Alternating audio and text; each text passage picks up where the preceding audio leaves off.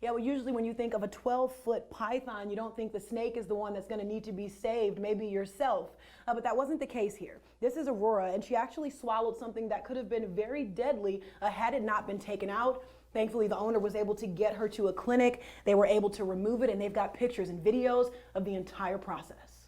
There she goes. Hi. Meet Aurora, a 7-year-old 12-foot python who still has a few feet left to grow. Her owner, Jennifer Wessel, is a lover of exotic animals and recently added the serpent to her family of pets. But a couple of days ago, they had a close call that could have costed Aurora her life. When she was eating her rabbit, she actually accidentally ate the blanket with the rabbit because it was more than likely just kind of smelt like her food. Jennifer noticed Aurora was unusually enlarged and that her blanket was missing. These guys they're not made to digest that fabric, and they have a very special digestive system. But she says she knew just where to go, the Las Vegas Veterinary Specialty Center. Her stomach was completely full, so there was no way that she would have been able to eat anything. So she would probably eventually starve to death. Dr. Nicole Snee says in all her years, she's never had a case like this one. These x-rays show the blanket engulfing Aurora's stomach. For this exotic reptile, she says surgery was too risky and that their best option was to perform an endoscopy, also known as scoping. If we couldn't get it out with the scope, that she might not survive. They took a flexible tube with a camera attached, stuck it down Aurora's throat, and pulled the blanket from her belly. We had no idea how big the blanket was until that thing started coming out and we saw how big her jaws would actually open. It was incredible. Dr. Snee and her staff were on edge, but the procedure took about 30 minutes, and Aurora will live to slither another day. I'm just so thankful that everything went well and I'm still able to provide this baby what she needs, but obviously no more blankets in her room. Yeah, the owner in the clinic said they wanted to share Aurora's story so anyone who might experience something like this in the future, whether you're the snake owner or the veterinarian, that you know that there are options and ways to save this snake. For now, I'm reporting with a very large python. Gabby Hartz, News 3. That's right. Good morning, you guys. A man is in stable but critical condition after police say he was shot during a fight here on the Strip. Police say the man was shot in the upper torso during an altercation that involved 5 to 10 men. The group of men, including the suspect, fled the scene, and police say they're still looking for them. This comes as Metro recently increased officer presence on the Strip in light of the recent violence. They're calling it Operation Persistent Pressure, which they say is meant to keep locals, tourists, and Strip properties safe.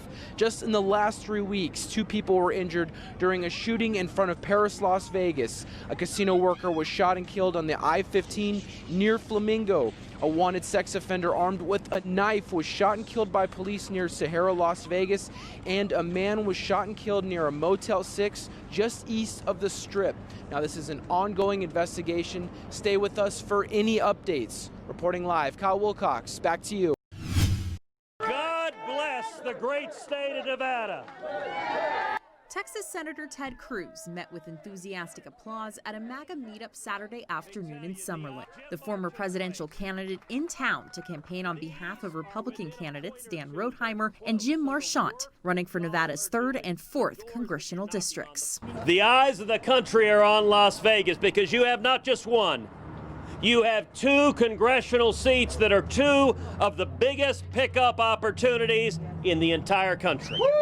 The trip on the tails of a major announcement from the president, nominating Judge Amy Coney Barrett as his pick to fill Justice Ruth Bader Ginsburg's seat on the Supreme Court. A terrific choice. Republicans like Cruz are thrilled. Amy Coney Barrett is going to make an exceptional justice. She has impeccable credentials. She was a law professor at Notre Dame for 20 years. She is one of the most respected federal appellate judges in the country. But Democrats are furious, pointing to what they say is a flagrant hypocrisy after President Obama's Supreme Court nominee in 2016 never received a hearing. Yet Cruz defends the move. It is a very different circumstances today from 4 years ago. And in both instances, what occurred is consistent with 2 centuries of history. This afternoon, Nevada Democrats issued this statement, saying in part, for Nevadans this fall, everything from immigrant rights to voting rights hangs in the balance, adding, Voters have already begun casting their ballots for president, and their voices deserve to be heard. That's right, Marie. Now, though he says Nevada is headed in the right direction, there's been a slight uptick in cases. That positivity rate is headed in the right direction. That being said, he says we are not out of the woods yet, and COVID-19 still remains a widespread threat here in Clark County. There is evidence that a spread of the virus has decreased in the community based on the positivity rate. A sign of good progress, says Dr. Fermin Legain, the top doctor at the Southern Nevada Health District. The cumulative test positivity rate is declining in Nevada, now just below 10%. But Legain says this is reminiscent of May, when many people thought the virus was on its way out and they let their guard down. Community interaction increases, mobility increases, and all of a sudden we have a large number of new cases. So we don't want to repeat that experience. Rebar owner Derek Stonebarger doesn't want that to happen either. Do we have a chance of being shut down again? I mean, yeah. I mean, I think everything does. I hope that we won't be used as, the main industry that's, being targeted and blamed for the spread. He's had to close down and reopen his business 3 times this year. Bars opened up about a week ago, and he's up to speed and all in on the safety protocols, but he knows how quickly the situation can change. One example being, New York took Nevada off of its travel advisory list on September 15th.